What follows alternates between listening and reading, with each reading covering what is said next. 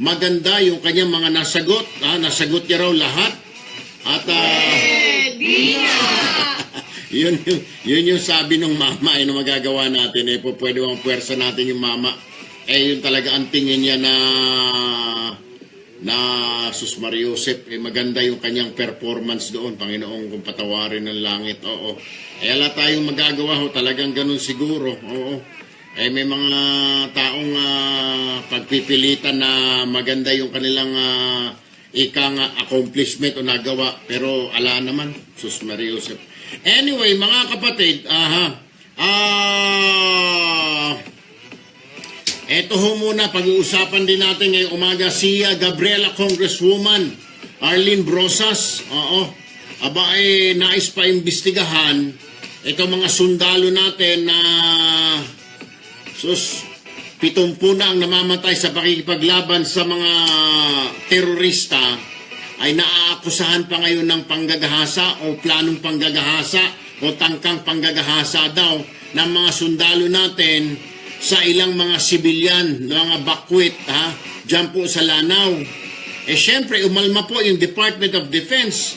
At ang sabi po ng Department of Defense, foul naman yan, Halos ialay na ng kanilang buhay ng mga sundalo at pagkatapos ay aakusahan mo ng panggagahasa. Umalma po yung Department of Defense. Siyempre, maging ang AFP nalulungkot. Imbis na ang sasabihin ay pang-high moral, yung mga ganito pong klaseng mga balita at mga statement, ito po yung nakaka-low moral sa mga sundalo. Malayo ka na nga sa pamilya mo, una. Pangalawa, nasa bingit pa ng kamatayan ang buhay mo. Pangatlo, mapapabalitang ikaw ay manyak, ikaw ay rapist. Maski hindi naman, medyo masakit ho yun para sa mga sundalo. Ano po? May mga warsyak pa nga iba dyan, pero Diyos ko po naman, tinitiis po lahat ng bagay na yan, maipagtanggol lang yung bayan. Pero, ewan ko saan nakuha ni Congresswoman Brosas itong report na ito na may mga ilang sundalong nagtangkaraw o nagtatangkang gahasain ang mga bakwit na babae dyan po sa Lanao. Siyempre, masakit po ito para sa mga sundalo.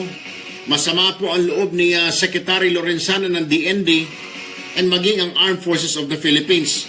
Nakikipagbakbakan na nga, sa mga terorista, aakusahan mong manggagahasa, mga rapist, mga manyakis, ano na lang ho itsura, Diyos ko po naman. Talagang kahit sino sigurong siga,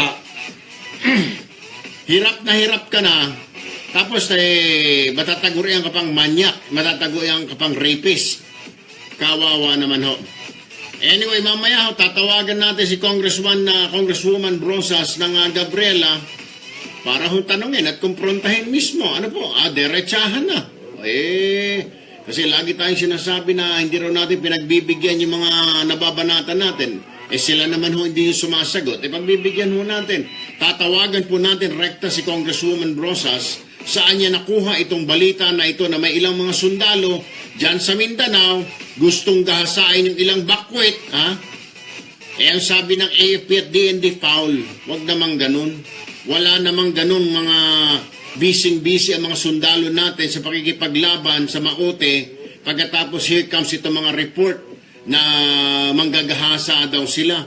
Kaya nasasaktan po ang militar at ang DND.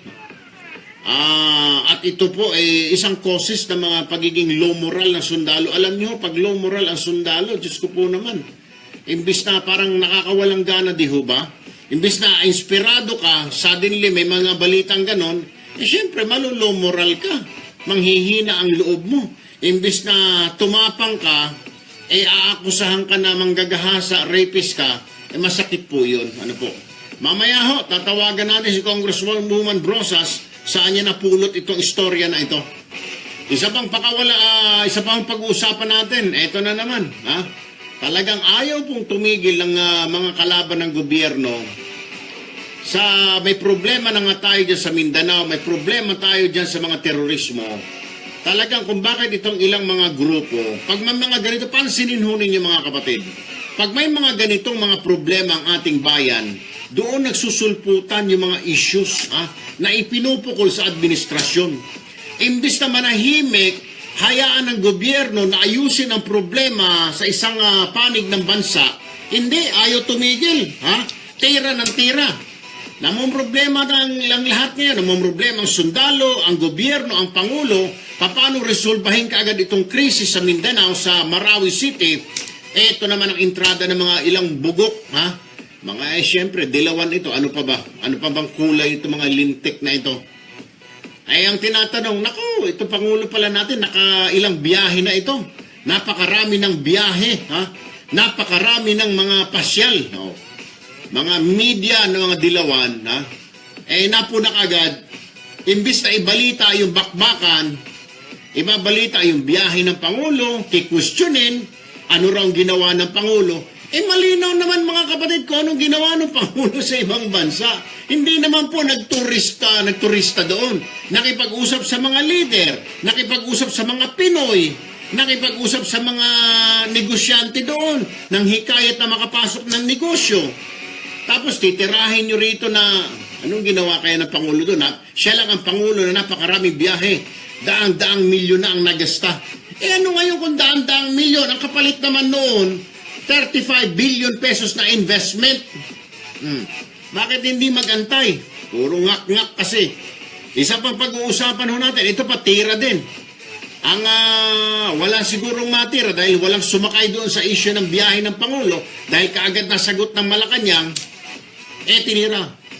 Nako, ang dami palang mga appointee nito ng mga retired na mga officers ng AFP at PNP, mga general, mga retired. Ang dami niya mga inappoint. So what kung inappoint yung mga retired general, mga colonel dyan o captain man dyan? Yan ang sinasabing prerogative niya yan bilang Pangulo. Mamili siya.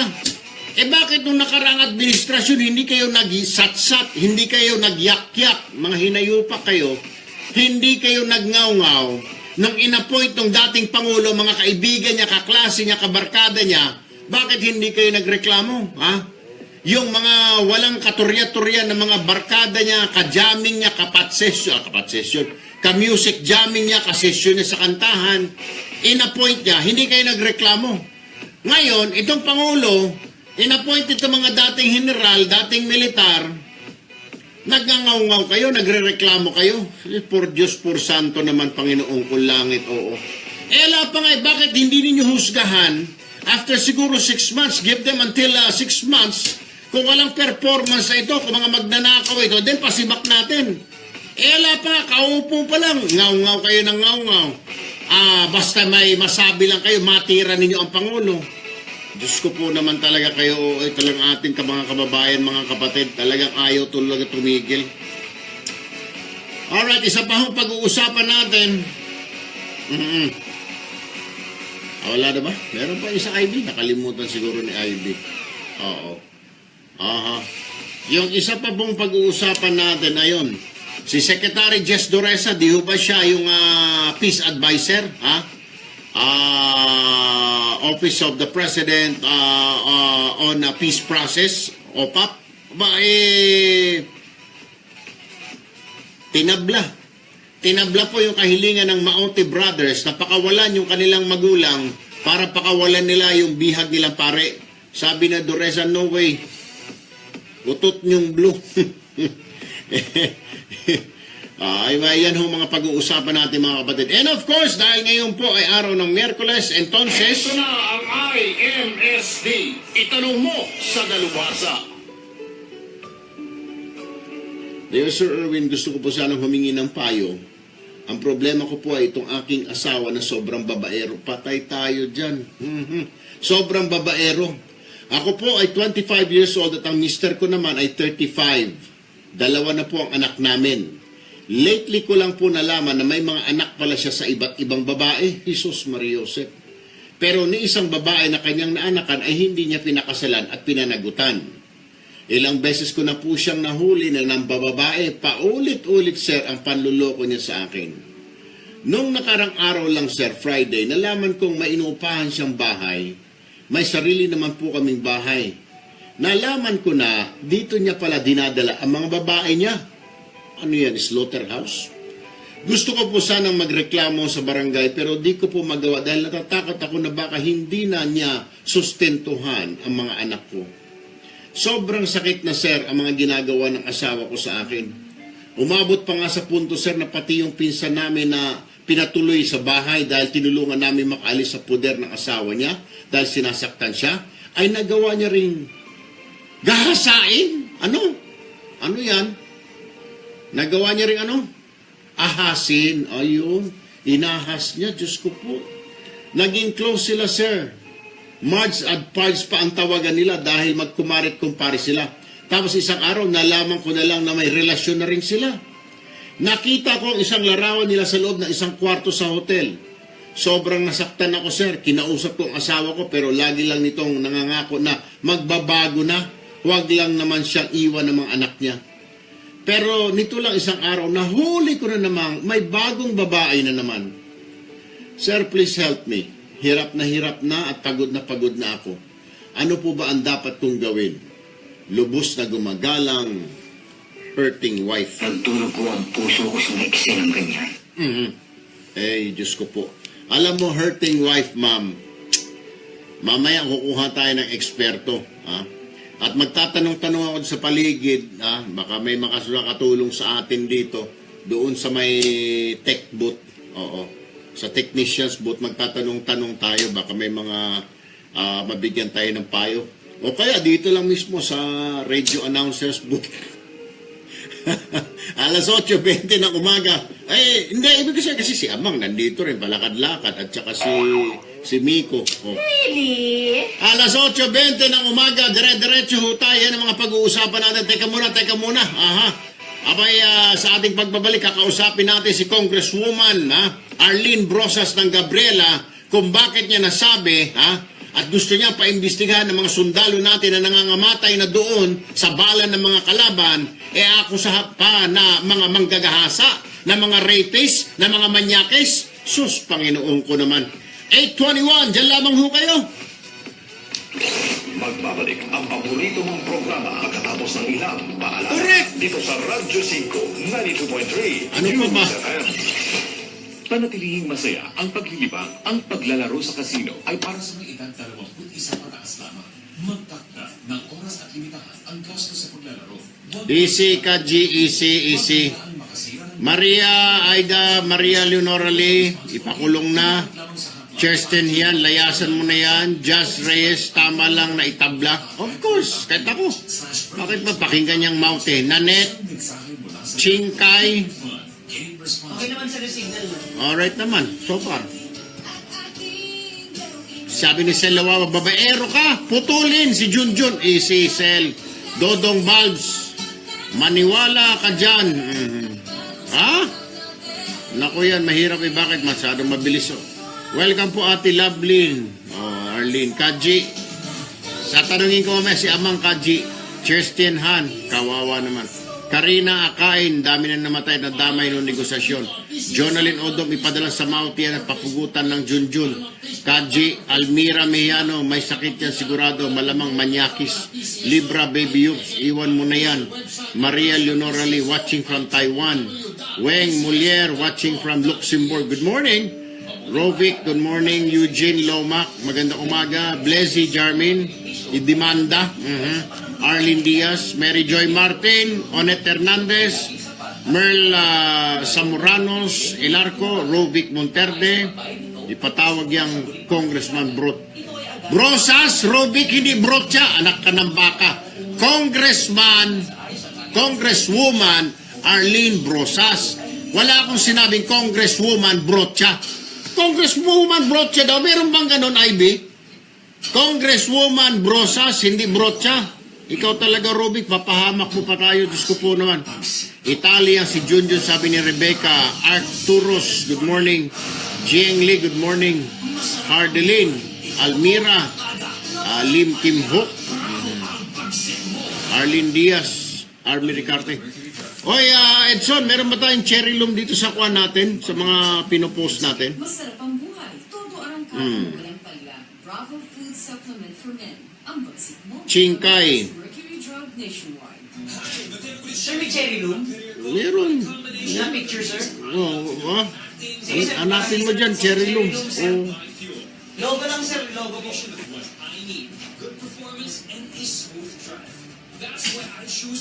Good morning, Teresa Valencia. Formulated with Tri-Action Advantage to give better engine protection and complete combustion for optimum performance versus standard. Wala tayong ano itong spectrum na ito, Edson? Petron XCS. Sino itong spectrum? Right for you. Petron XCS 95 octane with Tri-Action Advantage for better engine protection versus standard fuels. Ay nako mga kapatid, ewan ko ho, hindi ko maintindihan. Ito na nga yung mga sinasabi natin. Bakit po ba tayo? Meron po ilan sa atin. Pag may problema, gustong marami pang problema. Parang isang pamilya, di ho ba? Ha? Pag may nag-aaway, gusto pang makisawsaw at makisali. May problema na sa pamilya, gusto pang tumirada pa ulit. Gusto po naman talaga. Okay. Fiber health. Nagbabalik ang paborito mong programa dito sa Radyo 5, 92.3 News FM. Tulfo. Punto Asintano. Oras po natin 8:25 in the morning. Today is Wednesday, June 28, 2017. Bueno. Tinatawagan po natin si Congresswoman or Gabriela Representative Arlene Brosas dahil po dito sa kanyang pahayag na inalmahan ng Department of Defense. Well, tama lang naman. At saka ng AFP mismo. Dahil nga, ang sinasabi po ng Congresswoman, may natanggap siya mga report na nagsasabing yung ilang sundalo daw ay gustong gahasain ang ilang mga bakwit. Yung mga nagsilikas mula sa Marawi na nagpumunta ng Lanao del Sur, Lanao del Norte, abay gustong gahasain ng mga sundalo. Syempre po, sabi ng DND, teka muna, pati ang AFP, foul.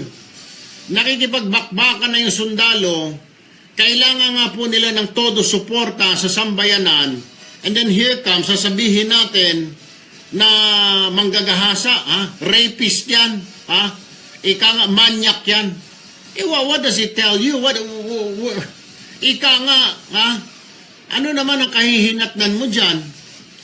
Nandoon na kinakabahan ka, baka mamatay ka, nalulungkot ka, baka hindi ka na makauwi ng buhay, and then suddenly dadagdagan mo ng mga balitang ganito, na, oy, pare, papatawag daw tayo sa Kongreso kasi nandoon sila sa Paksol habang binabanatan sila, minamachine gun, mga ini-sniper na mga maote, nagkukubli, bigla sasabihin, oy, pare, papatawag na tayo sa Kongreso dahil tayo gusto nating gahasain yung mga evacuees.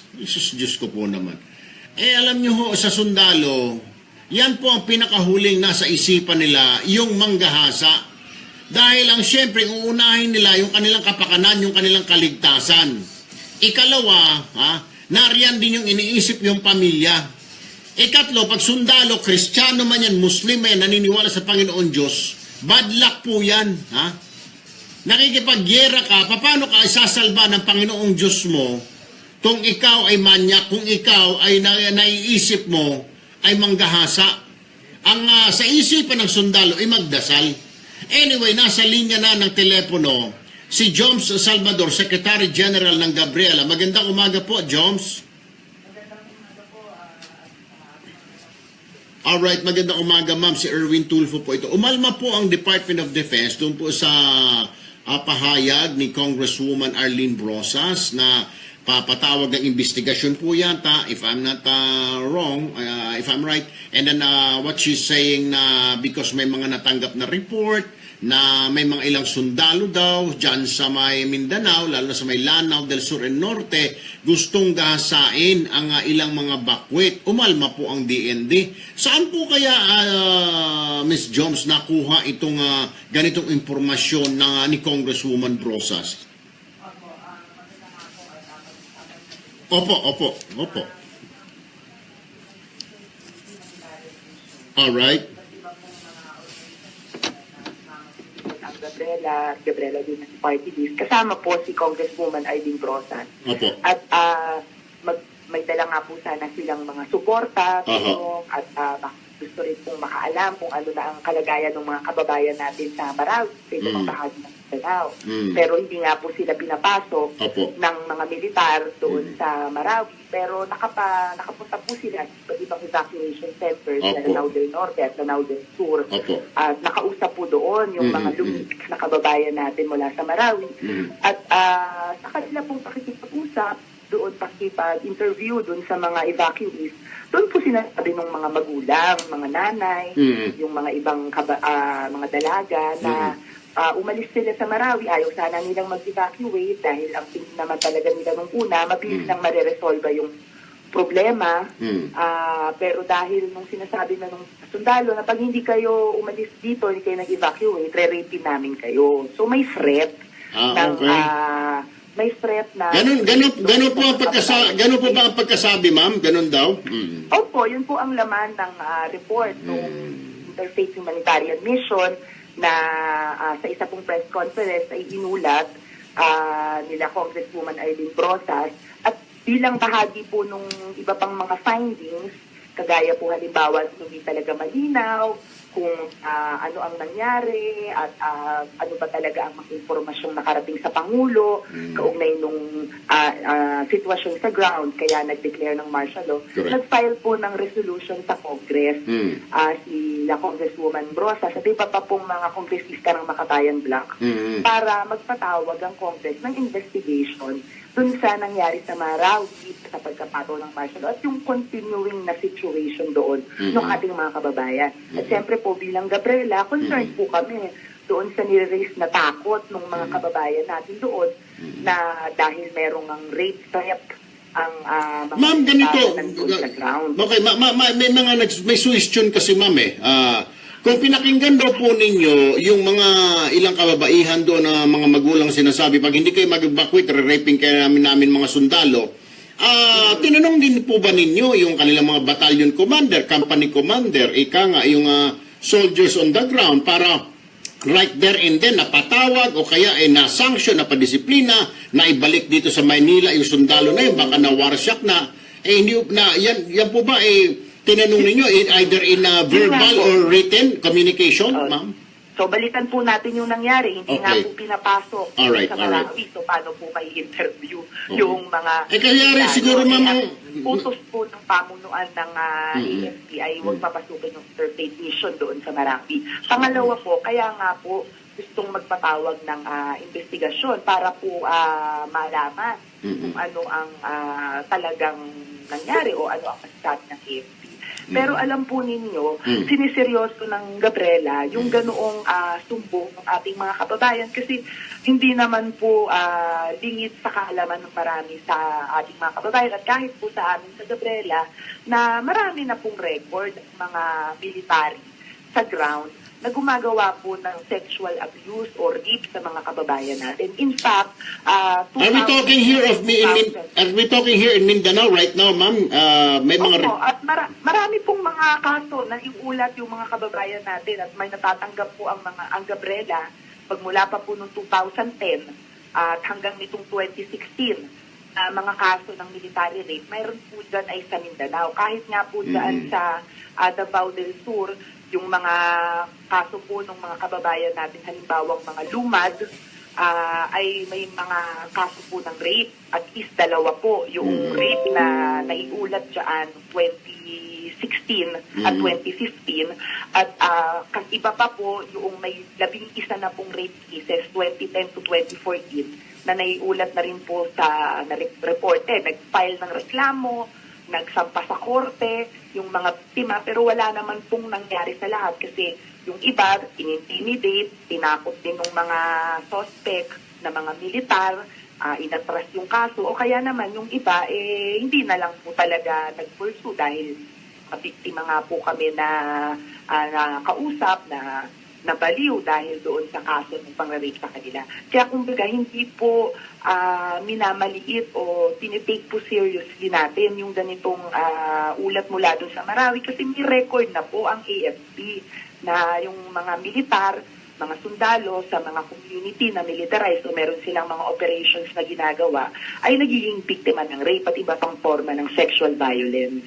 Ma'am, yung kanina, balikan lang ho natin na kaya hindi niyo mapatawag, hindi nga kayo pinapasok. Naturalmente po, Miss Jones o Ma'am Jones, gera po, kahit mga media, hindi po kami makapasok doon sa war zone. So, nobody's allowed except for the military. Ikalawa, ma'am, ang punto lamang ho natin, so, it was an expression. Nagreklamo po sila because sabi, kagasaay namin kayo kung hindi kayo umalis. So, ibig sabihin, could it be, sir, ma'am, na yun ay, it was taken out of context na baka yun ang way ng sundalo dahil matitigas ang ulo, ayaw umalis, tinatakot sila para umalis po sila doon. What do you think, ma'am? Kahit naman po yung pananakot lang, mali pong gamiting panakot. Nare-rape namin kayo. Para naman po yung sinabi nung papatayin namin kayo. Hindi po dapat gawing biro o gawing Kasi po, minsan, ma'am, gamitin loosely. kasi po, ma'am, pag mga malalaking, seryoso pong bagay. pag mga malalaking, alam niyo naman ho, medyo may katigasan po ng ulo minsan mga Pinoy, ma'am, Yun nga po. lalo po mga bata, di ho ba, ma'am? Minsan, papaluin kita, gugulpihin kita pag hindi ka, kung hindi ka sumunod, gano'n. Kailangan minsan,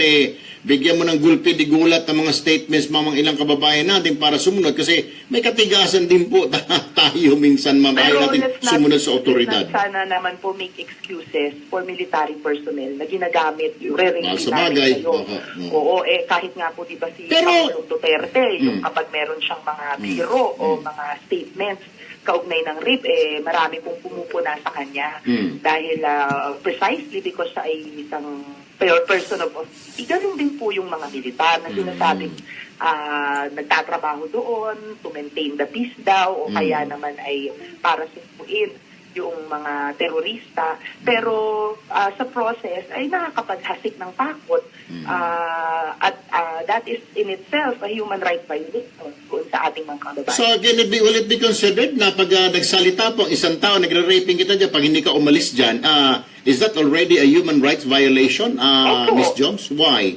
Opo, it is a human right. Bakit? Kung hindi, wala pa naman po yung actual, yung physical or something na it was consummated or bunganga lang, ma'am, and then tumalikod yung tao. But just to, warned you or para umalis ka niya, para sumunod ka. Di ho ba? Hello? Hello? Nako, no. Hello, ma'am? Balikan nyo doon. Tatanong ko lang sana mga kapatid, tayo ho minsan, meron, alam ko well, I know where Gabriela is coming from. Hindi maganda pakinggan, talaga ito mga probinsyana, ayaw makarinig na gano'n sa takot. Kaya nga siguro yun ang ginamit na sundalo, panakot. Ano bang kuan? Matakot ka or mamatay ka dyan? Matakot ka, lumisan ka dyan, matakot ka, kaya lilisan ka dahil dyan sa panapagbanta ng sundalo, o mamatay ka sa bala o bomba ng kalaban o ng gobyerno. Siyempre, pag bomba yan, to whom it may concern yan, ha?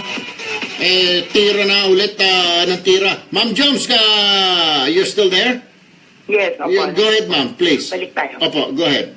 Yes. Opo, paglabag sa karapatan, yung pag-threat ng rape. At yun nga po yung problema minsan kasi sa ating lipunan, akala, ang tingin kapag rape, hindi naman yan seryoso, threat lang naman ng rape, hindi seryoso. Pero yun na po ang higit 20 taon na Gabriela, ang ating Ma'am?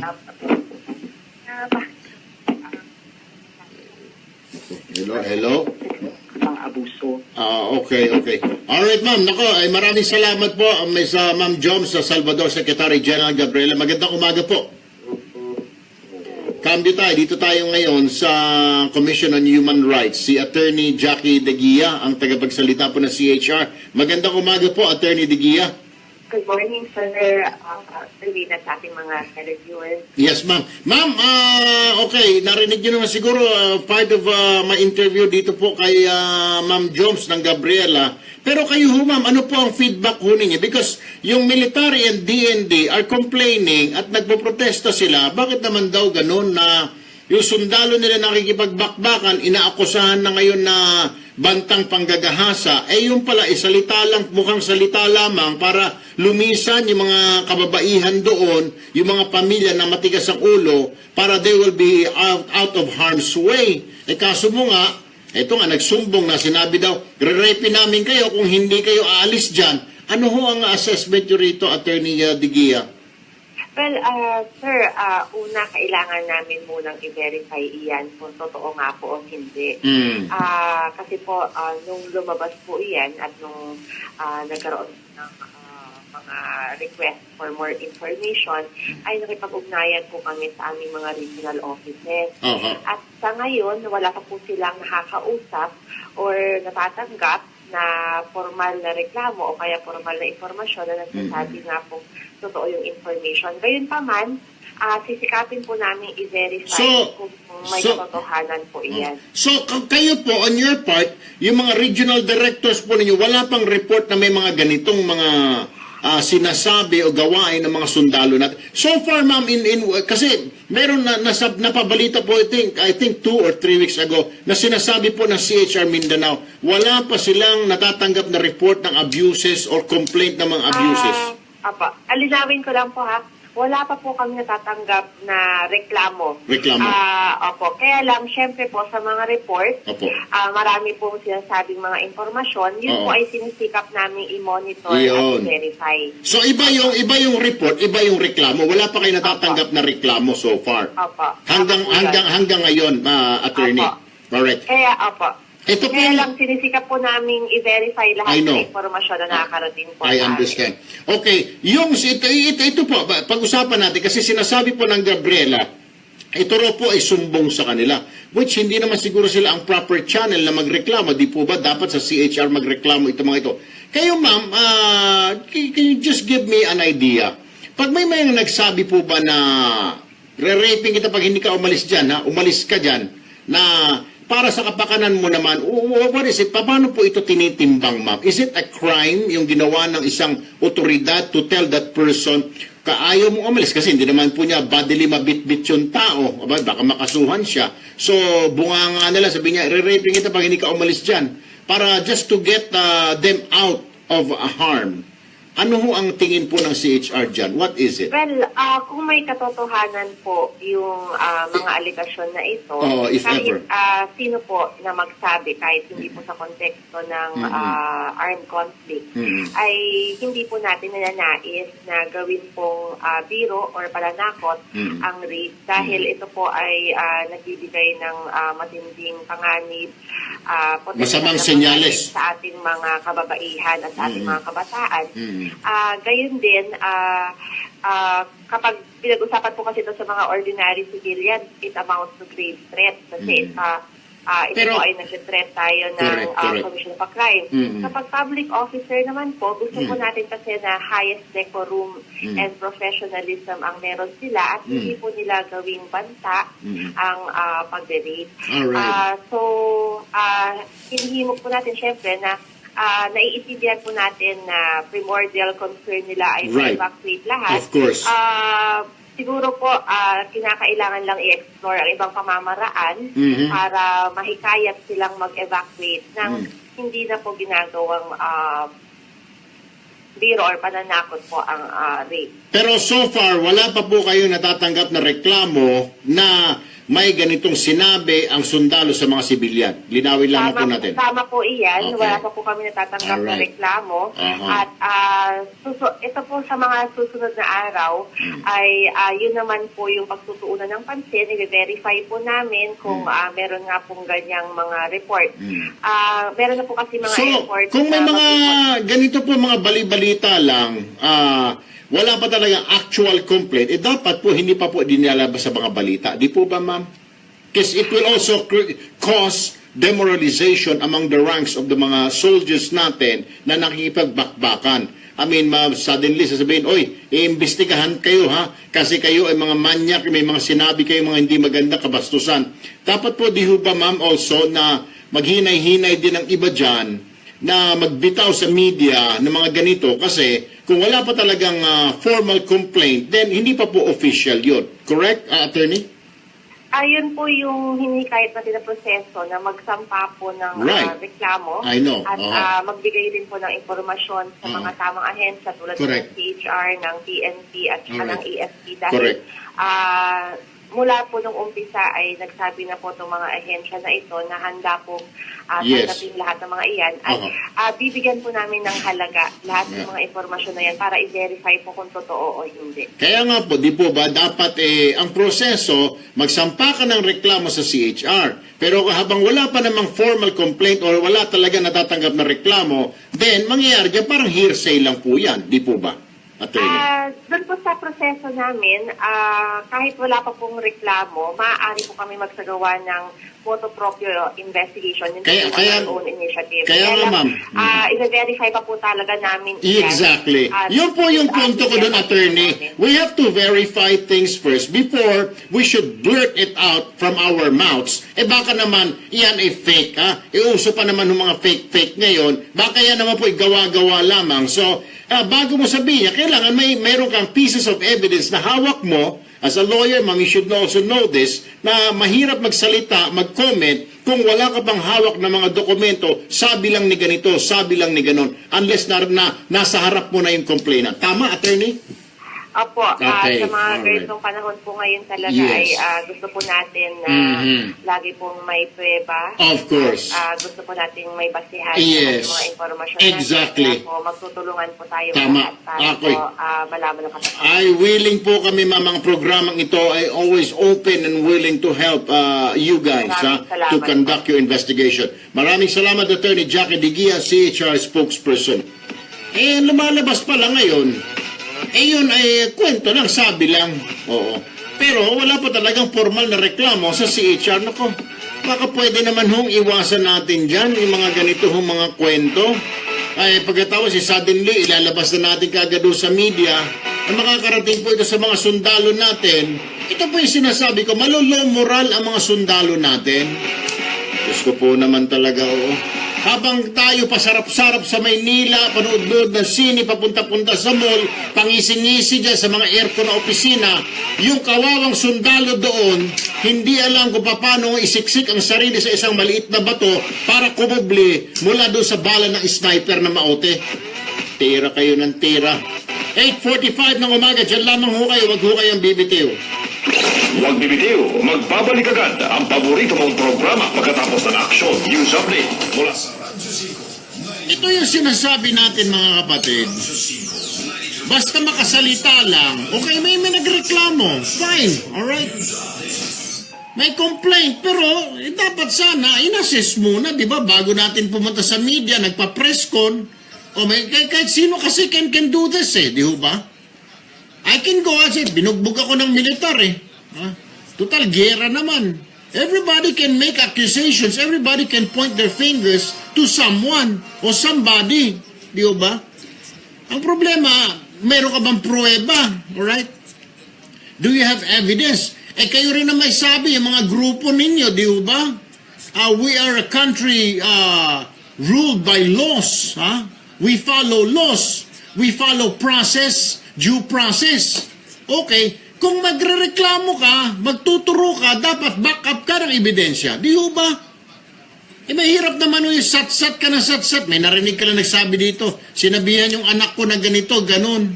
Hindi ko sinasabing mali yun. Ay, tama yung ginagawa ng sundalo kung totoo man yun.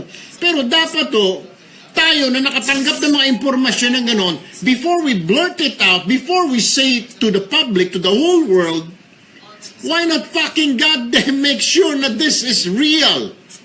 Na meron kayong hawak ng mga ebidensya. Hindi yung tira ng tira, basta makatira, para sumikat, tumaas ang rating. Yan ang problema dyan sa iba ho sa atin sa mga kababayan natin, mga Pilipino.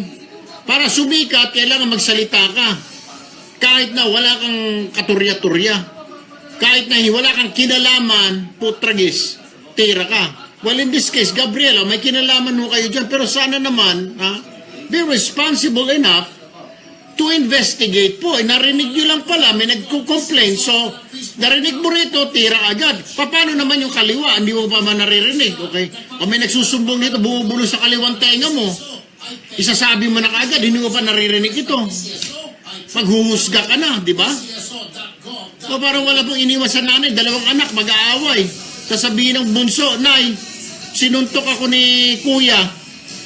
O, patawagin mo agad yung kuya, papaluin mo, paparusahan mo, i-announce mo agad, sasabihin mo sa asawa mo. Darling, yung anak mong panganay, ginulpi yung bunso mo, ha? Yung natural ang reaksyon ng tatay, magagalit kung nasa trabaho. Di ba? Before we speak, alamin, kasi hindi ho biro yung demoralization, low moral po yan. Nakaka-demoralize po yan. Para po sa isang sundalo, ang kailangan po lalo sa giyera, focus, concentration. Focus sa kanyang objective. Hindi yung dapat nga, wala sa kanyang problema, hindi niya iniisip yung pamilya niya, kung kumakain. Dapat wala siyang iniisip na iba, kundi yung mission na ma-accomplish, paano maubos ang maote, paano mapalaya sa maote. Hindi yung dadagdagan pa ninyo, Gabriela, ang problema na sundalo na, oy, papatawag namin kapag katapos ng giyera, humarap kayo dito kasi may nagbanta kayo manggagahasa. This is no, hindi ho maganda eh. Pabigat ho ito, pahirap po ito para sa mga sundalo. Di ba? Bago tayo, hindi ko sinasabi, huwag yung imbestigahan. Go ahead, investigate. Ha? Pero bago sana inilabas sa media, sana sinulatan nyo na yung Chief of Staff, ha? Dear General Anyo, or Dear Secretary Lorenzana, please be informed, blah, blah, blah. We have received reports that your soldiers were threatening evacuees, especially women, that they will be raped if they will not evacuate. Please reply. Or General Anyo, please explain why your soldiers had to say this, to say that. Bakit kailangan sabihin para gagasain, para ma-evacuate lang yung mga tao? Di ba? May chain of command ho na pinapollow yan. Dapat alam nyo ho ito yung mga ganitong proseso, ipadaan nyo ho muna. Magtanong muna kayo. Hindi porket narinig nyo, salita ka agad. Narinig nyo, tira ka agad. Di po, pag narinig nyo rito, may inakusahan kabila. Oy, alika rito. Ano yun? Oy, kung kunwari wala dyan yung... alam nyo na ho yung proseso na yan. Pero why the fuck do we have to do this? Okay? Akusahan ka agad natin na nanggagahasa. Oy, may paglabag yan sa karapatan, etc. Blah, blah, blah. Malinaw pa sa sikat ng araw. Sabi ng CHR, wala pa silang natatanggap na reklamo. Dapat ilalabas lang ho yan pag meron talagang formal complaint. But there's no formal complaint. Besides, dapat ho itabi ho muna yan. Hayaan muna yung sundalo natin. Bad news po yan eh. Wala po talaga iniwan yan. Parang ngayon, may kapatid ka na sa abroad, sabihan mo yung bad news. Ha? O yung anak mo rito nanggahasa. O yung ganito nanggahasa. O yung nanggahasa ka raw dito. Nagbubuno ka raw, nagtatrabaho ka doon, suddenly. Sasabihin, oy, may reklamo dito na ginahasa mo rito. Tinakot mo raw naggahasain. Paano makapag-concentrate niyo yung sundalo? Sinasabi ko, dagdag kayo sa problema eh. Huwag niyo na hong dagdagan ng problema ng bayan. Ano po? Enough. This is enough. This is one big problem. Ito pong problema sa Marawi, this is terrorism. Alright? This is one problem of our peace and order situation. Dapat ho, maghinay-hinay tayo. Kung gusto nating makatulong, Gabriela, bago nating ipa-press conference, okay lang sana kung mga ordinaryong krimen yan, ng gahasa ng ganito. Pero mga sundalo po involving their own lives. Sana po inisip din ho ninyo, Gabriela, think, will this help our soldiers? Will this make them low moral? Dapat ho yan ang isipin ho natin, hindi yung ngak-ngak tayo ng ngak-ngak. Mon Samson, good morning ng Manila Bulletin. Good morning. Ho ba? Let's just think about it. Wag ho yung tira ng tira tayo. Akusa tayo ng akusa. Turo tayo ng turo ng punyetang daliri natin. Sabihin natin na ito. Sinabi niya, gagahasain niya ito. Bago ho tayo magsalita sa publiko, isipin. Kasi makaka-apekto ito sa trabaho ng mga sundalo. Nakataya po yung buhay nila doon. Pag gera ho, dapat nakafocus ka lang doon sa isang problema. How to kill your enemy. How to make your mission successful. Pero kung papasukan nyo ng ganito na, pagbalik mo rito, imbestigahan ka, kakasuhan ka, mangangamba yung sundalo, matatakot. Masisira yung concentration. Ko po naman. Basta tumulong ho tayo. Anong gusto natin? Do we want our soldiers to win? Or do we fucking want the Maote to win? Which is which? Anong gusto natin? Pagkalaman ho tayo rito. Gusto ba nating mamatay mga sundalo natin, matalo dahil mga demoralized, low moral? At gusto nating manalo ang putang inang Maote? What is it? Diretsahan na ho tayo. Di ho ba? If you want the fucking enemy to win, para mabumagsak ang gobyerno, ang bansa natin, Diyos ko po naman, hindi ho namin, ayaw ho namin bumagsak ang gobyerno natin, ayaw ho natin mahulog tayo sa kamay ng mga terorista. Pero kung desperado na ho kayo, you want that this government change and replace, Diyos ko po naman, ewan ko. I do not see the logic. Ang pakiusap ko lang naman ho, bago tayo magsalita ng mga ganito, mga punyeta na mga salita, na mga nakaka-low moral, nakaka-demoralize sundalo natin, baka pwede itiko muna natin ang bibig, hintayin matapos ang giyera, at pagkatapos, ipatawag ang mga sundalo na yon. Hindi yung ngayon, nasa gitna sila ng bakbakan, tira kayo ng tira, magsasalita na kayo, ay nagnanakot na manggahasa yung mga punyeta na yan. Putang ina, what the fuck is wrong here? What is wrong with this fucking picture? A lot. Pasensya na ho talaga kayo. I'm sure marami na naman magre-react. Nagmumura naman tayo. Babanata na naman tayo ng mga iba't ibang grupo, mga kasamahan natin sa hanap buhay. Pero I'm sorry, I cannot control my emotions. At least I'm not saying it on national TV or radio. Dito sa Radyo 5, 92.3, News and Punto Asintado. Alright, oras po natin, 5 minutes to go before 9 a.m. Nasa linya nating muli, ang hepe po ng Western Mindanao Command, si Lieutenant General Carlito Galvez Jr. Magandang umaga po, General Galvez, sir. Opo. Nako, sir, salamat. At live po tayo sa Radyo 5, sa Action TV, and of course, sa Facebook po. Napapanood tayo worldwide ngayon. Sir, hingi lang tayo ng update. Ano na po ang nangyayari doon sa ground sa Marawi City, General? To clear more than 49 buildings. And then, nakaka-inch na doon tayo sa pinaka-main defenses nila. And then, medyo heavy po ang fighting na kagabi at kahapon sa ngayon. So, ongoing pa rin po ang firefight until now. Until now. Bakit po? I mean, heavily, maganda yung kanilang defensive position ng mga Maote group, sir? Kasi kung makikita niyo po yung area po ng Marinao, yan po medyo matataas po ang building. Ayun. Nagkaroon po mga 3 to 5. So, nasa higher ground ng kalaban? Yes, sir. Saka ang natin, we are coming from an open ground. Yun ang medyo mahirap. Pero sa ngayon, nakakuha na tayo ng foothold. And hopefully, in the next few days, medyo magiging naman po substantial po yung makuha natin na area. Ito nga po yung sinasabi ko kanina, siguro alam niyo naman dyan, nababasa, naririnig niyo na po dyan sa inyong headquarters, ito may mga ilang grupo, ang Gabriela, na inaakusahan pang sundalo natin, na nananakot, na manggahasa, this is not tama raw, hindi raw ito dapat ginagawa.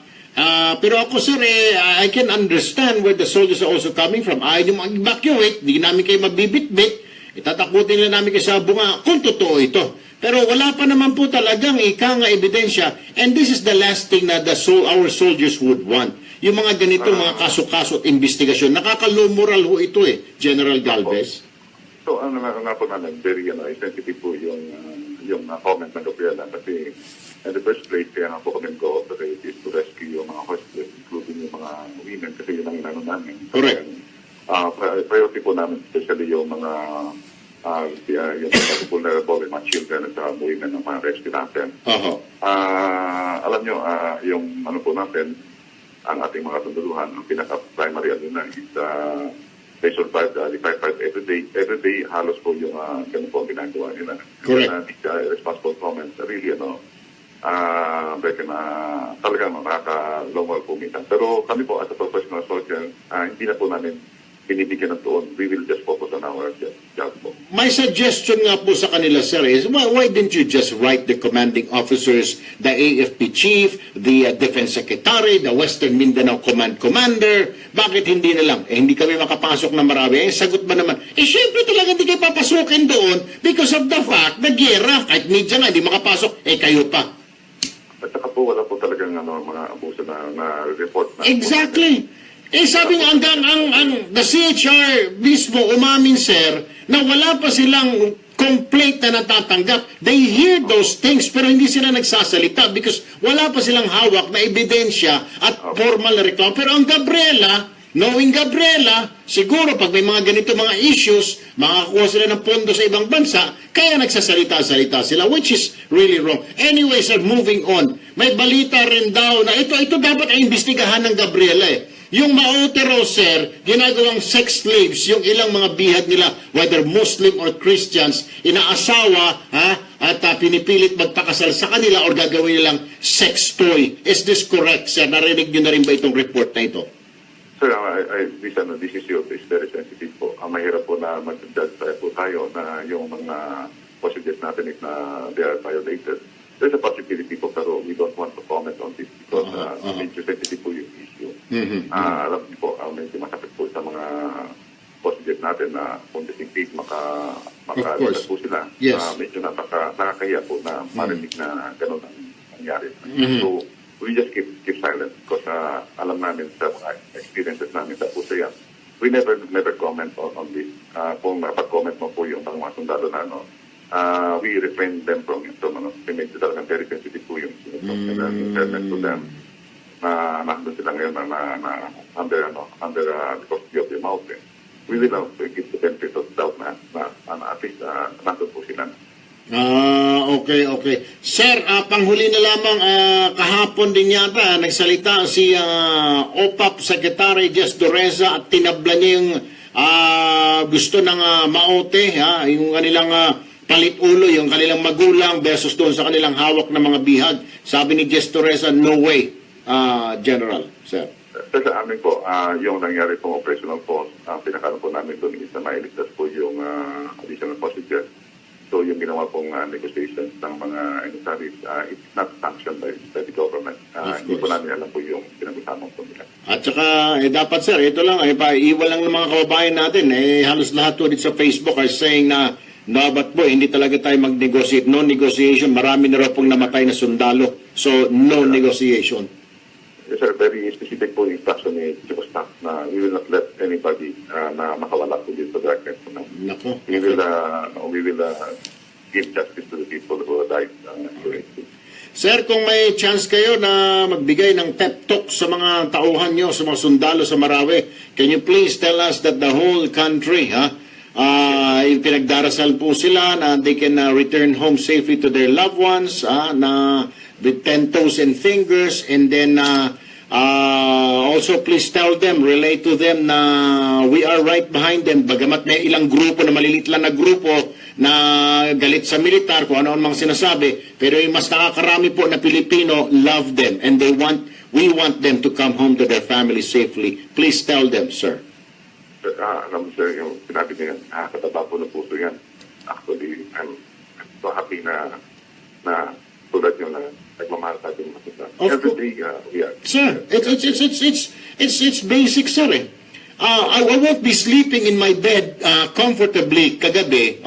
I won't be watching movies last weekend, watching in the aircon, in the comforts of my home, watching TV. Hindi po ako makakapag-broadcast ngayon live, kausap kita, kung wala pa yung sundalo na yan, because those Maute, those Abu Sayyaf would have been here in Metro Manila since last year, since several years ago, if not for the AFP trying to contain them and fighting to make sure, putting their lives on the line, defending each and every one of us, putting their lives in danger just to save each and every one of us here in Metro Manila and other parts of the country. Yun ang hindi po maintindihan ng mga leche, ng mga salita ng mga hinayupak ng mga tao, General. Then please tell them that we love them. Maraming salamat po, sir. Papahati pinapatid po namin sa kanila. In fact, si General Bautista nandun na po sa field at pinapatid po yung inyong pagkalan sa ang inyong pong pagsuporta sa amin po. Maraming salamat po talaga. I'm so emotional here. Thank you, Lieutenant General Carlito Galvez Jr., sir. Magandang umaga, mag-ingat po kayong lahat dyan. Good morning. Maraming salamat po, sir. Maraming salamat po. Alright, si Lieutenant General Galvez ng Western Mindanao Command. Ito na po yung sinasabi ko Hindi ko masisi ko yung general maging emosyonal. Paano nga naman? Ako alam ko I was a soldier once ha? I know the feeling. Nandun ka sa giyera, iniisip mo yung pamilya mo, iniisip mo, tapos may darating, lagot ka. Pagbalik mo may kaso ka. Hindi yan ang last thing na kailangan nila. Hindi nila kailangan yan ang kailangan nila. Sargento, pinagdarasal ka pala ng buong bayan. Nakakataba po ng puso yun, ha? Nakakainganyo po yun, lalo pong tumatapang ang sundalo. Sargento, may reward ka, pinagdarasal ka ng sambayanan. Mga OFW natin, pinagdarasal ka. Nakakatuwa yun. Hindi nga. Hindi, sabi nga ni Erwin Tulfo, pinagdarasal ka raw. Yun yung mga kailangan. Hindi yung lecheng. Kakasuhan ka, imbestigahan ka, yari ka, lagot ka pagbalik mo ng Maynila. Por Diyos, por Santo naman kayo. Maawa naman kayo. Tingin-tingin bago kayo mag-ngak-ngak at magsat-sat. Kawayin, kagalitan na sundalo, tingnan nyo kung saan kayo ngayon. Hindi kayo makakapasok sa trabaho ninyo, hindi ka makakapasok sa eskwelahan mo yung mga protesta dyan, hindi ka makakapanood ng sine, makakapag-date ng girlfriend mo, o makisali sa mga rally, makibaka wag matakot, kung hindi dahil sa mga sundalo. Kasi, kung tayo ay pinamumunuan na ng mga terorista ng Abu Sayyaf, ng Maote, ng mga komunista, baka hindi ka na makapag-rally-rally at makapagsalita ng kung anong gusto mo. Isipin, bago magsalita, salita kayo ng salita. Happy birthday, Rochelle. Rochelle Azul, birthday mo pala. Akalain mo yan. Happy birthday! Sa lahat ng mga nagdiriwang ng kanilang kaarawan ngayon, happy birthday po. Happy birthday! 9:05 ng umaga, dyan lamang ho kayo. Magbabalik pa po ang Punto Asintado. Ang programang ito ay inihatid sa inyo ng EO Executive Optical. If you love your eyes, come visit EO Executive Optical for expert eye care. With over 100 branches nationwide to serve you, EO has been voted by consumers as a Reader's Digest Trusted Brand 2016 Platinum Awardee. Magbabalik ang paborito mong programa pagkatapos ng ilang paalala dito sa Radyo 5 92.3 News FM. Panatilihing masaya ang paglilibang, ang paglalaro sa kasino ay para sa may edad 21 pataas lamang. Magtakda ng oras at limitahan ang gasto sa paglalaro. Huwag magsugal kung nalulungkot. Huwag hayaang makasira ng buhay at pamilya. Para sa impormasyon ukol sa responsible gaming, tumawag lamang sa hotline 521-0957 o bisitahin ang www.agcor.ph/regulatory.php. Isang mensahe mula sa Agcor. Keep it fun. Game responsibly. Huwag bibitiw, magbabalik agad ang paborito mong programa pagkatapos ng aksyon News Update mula sa Radyo 5 92.3 News FM. Radyo 5 92.3 News FM. Balita. DILG yun. Asosasyon lang yun. Walang general masalita. Narito ang mga balitang hatid ng Radyo 5. Kuhaan siguro sa Malacanang. Kuha ka ng political analysis sa Malacanang. Tapos yung investment, yun yun? Astro. June 28 hanggang July 1, dahil na rin sa imbitasyon ni China Foreign Minister Wang Yi. Pero wala pang anunsyo ang Department of Foreign Affairs kaugnay sa naturang yun na nga. Easy ka, G. Easy, hindi naman natin pwedeng sabihin ito. Of course, Teresa, kahit sino di ba pang nagtrabaho ka, mananahi ka, kusinera ka, nagpo-focus ka doon. Bigla sasabihin ka, oy, may kaso ka, alaka, yari ka, pagkatapos ng trabaho, pumunta ka raw doon. Anong kanong ako? May sabit ka, may ganun kaso kang ganun. Nagnakaw ka ron, may sinabihan ka ron na hindi maganda. May kaso ka, may nag-aantay. Imbestigahan ka ng opisina. Matutuwa ka ba noon? Natural, hindi ka matutuwa. Because imbis na mag-concentrate ka sa trabaho ko, ikaw mananahi. Iisipin mo na lang, shit, mapatawag ako. Naku, baka mawalan ako ng trabaho. Ano ba? Mamaya baka pagtahi mo, yung daliri mo na ilagay mo, di doon tumama ang karayom. May ito, ewan ko ba ito mga... Problema kasi din, maraming nagmamagaling sa ating bayan. Mabuting magmamagaling na makatulong. Magmamagaling, kumontra pa. Akala mo naman malaking na itutulong pag kumontra sila. Wala naman. Shit. Anong klase yan? Wala ka naman. Pag wala kang naitulong, tumahimik ka na lang dyan. Exactly my point, Rose Smith. Exactly. Instead of helping, you are demoralizing our souls, putting them down. Walang iniwan po yan. Manood kayong anak mo, sasali sa kompetensya, paligsahan. Ibig sabihin, go anak, go, I love you. Sige, takbo pa, o basketball, o 100 meter dash. Sasabihin mo, anak, mamaya papagalitan kita. What the fuck, di ba? Will you be happy? Oh, may competition ka. Yung anak mo. Suddenly, imbis na, go anak, I love you. Sige, panalunin mo anak. I-treat kita mamaya sa Jollibee o McDonald's or what. Ang galingan mo anak. Ha? Yan ang gusto marinig ng anak mo. Pero sabi mo, oy anak, yari ka mamaya. Imbestigahan kita. May reklamo yung kapitbahay. Ginulpi mo raw. O hinalikan mo raw yung batang anak ng kaising edad mo ron. Matutuwa pa. Siyempre matatakot, di ba? Nawawala yung concentration. The fuck is wrong with this goddamn picture? Ito ang problema sa ating bayan. Maraming nagdudunong-dunungan, gustong gumaya doon sa best friend nyo, sa Senado. Sablay na nga yung interview, natuwa pa raw siya. Ngayon ako nakakarinig, pumalpak na interview, napahiya niya, natuwa pa raw siya. Dahil maganda raw yung kanya naging performance. Utot mong blue. Kung sino ka mang buang ka rin eh. Maganda yung interview. Paano nagumanda yung interview mo? Napahiya ka. Halos magkanda ipot-ipot. Kung alam ko lang halos umihi ka na sa pantalon mo. Maganda raw. May yung kanya performance na nasabi niya rin mga gusto sabihin. Hindi ka pinaniwalaan nung kaharap mo. Anong gumanda doon? Anong maganda sa sinabi mo? Utot mong blue. Sabihin mo, baka naipot ka sa karsursilyo mo, baka naihi ka, baka naigit ka. Bubulahin mo pa kami, Diyos ko po naman. Huwag mo na kaming bulahin. Natuwa ka. Maganda yung performance mo. Magandang performance? Mautot-utot ka sa sagot? Napahiya ka?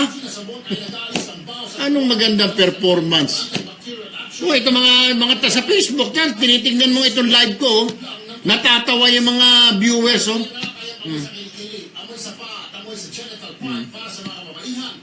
Ko po. Araw-araw na paggamit ng Fungi na sabon para sa inaasam na kinis at moisturize na balat. For inquiries, call or text Fungi hotline 0917580935. Ewan ko. Ang Fungi na sabon Ay, naku, Teresa, sinabi mo. Ay, ewan ko. Hindi, basta makasalita lang, Maika, basta makasalita lang. Para hindi lang sila makalimutan, para sabihin naman constituent lang, yun ang binoto ko. Ikaso mga binoto mo nga, tanga. Binoto mo sa halit na makatulong, anga-anga. Problema, nakakadagdag, pasanin. Kaya nga yan yung sinasabi natin. Natutuwa raw siya. Proud daw siya sa performance niya doon sa interview. Diyos ko po namang Pineapple Bayan. Ano ka magiging proud dyan? Ano ikapaproud mo dyan? Napahiya ka na sa sambayanan. Hindi lang sambayanan, buong mundo. Ngayon, kilalang kilala ka na. Ang dakilang engot na, alam mo na, mambabatas. Di ba ka ganun? Ang dakilang engot na mambabatas ng Pilipinas. Baka yun ang magiging title mo. Diyos ko po naman. Natuwa. Natuwa raw ngayon lang ko nakarinig na natuwa na ganun. Sus, Panginoon ko. Ang paborito mong programa dito sa Radyo 5 92.3 News FM. Ay, sinabi pa, Sally Javier. Bongo Asintado. Alright, dire-diretso tayo mga kapatid. Dako naman ho tayo dito sa isa pa hong issue ngayon. Ito yung sinasabi natin. Tama na. Ang daming problema na nireresolba ng pamahalaan. Bakit hindi muna tayo tumahimik? Kasi from day one, salita na kayo na salita dahil kontra na kayo ng kontra at hindi nanalo ang manok nyo. Tira na kayo ng tira. Senado Trillanes, binakbakang kaagad, De Lima, lahat, yung mga liberal, dahil hindi nanalo yung kanilang manok pagka-presidente. Gusto kaagad mapalitan yung gobyerno. Ngayon, yung gobyerno, pinoproblema itong Marawi, Mindanao, eto na naman. Nasisilip na naman ang Pangulong Duterte. On what issue? Yung issue po na bakit daw napakadami niyang biyahe. Gusto yata nila magpalaki lang ng balls ang presidente sa palasyo at umupo lang doon. Ayaw nilang lumakad. Hindi nila alam kung ano bang ginilalakad na Pangulo doon. Kesyo gumasta na raw ng hundreds of millions of dollars na raw or pesos na pamasahe papunta sa ibang bansa. Sana, tinignan muna ninyo kung ano yung kanyang nilalakad doon. Nakipag-happy-happy lang ba siya? Nakipag-inuman lang ba siya? Hindi, di ba? Aside from state visit, pinasyalan niya rin mga kababayan natin. Ito. Tingnan naman natin kung anong pananaw dito ng mga political analyst, mga kapatid, ha? Nasa linya si Professor Dindo Manhit. Sandali lang, Ivy. Hold mo muna yan. Natawa ito muna si Professor Dindo Manhit. Papasukin muna natin political analyst. Magandang umaga po, Prof. Ito nga po, di ba, nabasa ninyong kamakailan, itong nababatikos na naman ng Pangulo, itong biyahe naman niya ang sinisilip ngayon, very expensive, so many, only president na napakadaming isang taon pa lang, pero sobra-sobra na yung kanyang biyahe, blah, blah, blah, etc., etc. Pero kayo, sir, what is your assessment on this? Ang tingin po kasi ng ilan, normal lang, state visit, gustong ayusin ang mga problema sa China, silipin ang kalagayan ng mga kapatid natin sa Middle East at pakiusapan ng mga biyerno doon na tratuhin ng maayos ang kababayan natin, etc. Foreign investments, we all know this. Pero meron pa rin lumalabas na kinikwestiyon na yung mga lakad ng Pangulo. Bakit kaya, Professor Manhit?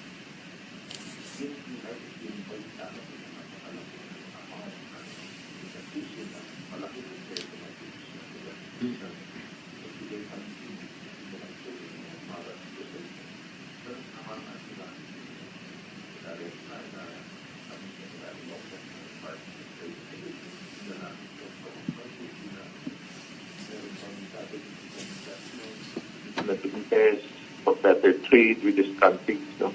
So in the long run, maaari ngayon na kapansin-pansin ang gastusin ito, pero kung papasok, dadating, lalakas ang ating pag-trade sa mga bayan ito, mas maganda ito. It's an investment on the part of our President to build better investment and trade opportunities for our country.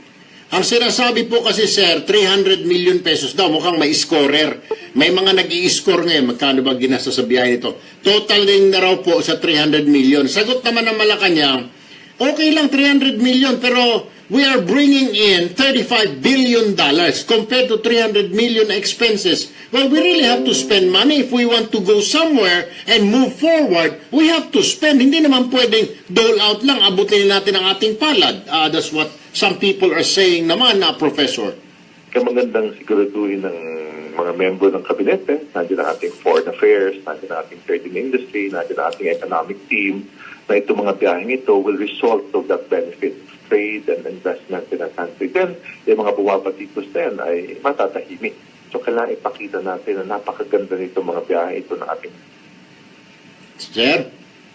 Sir? Hello? Yes, sir. Go ahead. Yeah. I was saying na magandang mapakita natin na Erwin na ating mga kabinete ni President Duterte na talagang pumasok ng mga investment. It was worth it.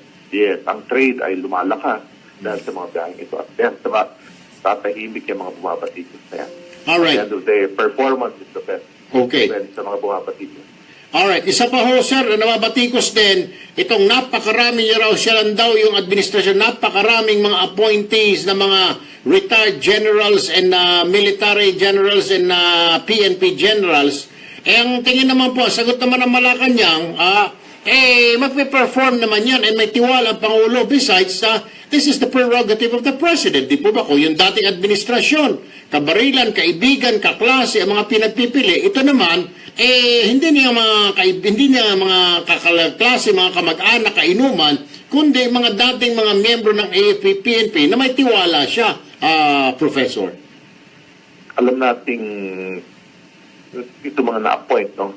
Kadurmihan ay mga military officials or retired generals na in public position. So, talagang naging kapansin-pansin ito.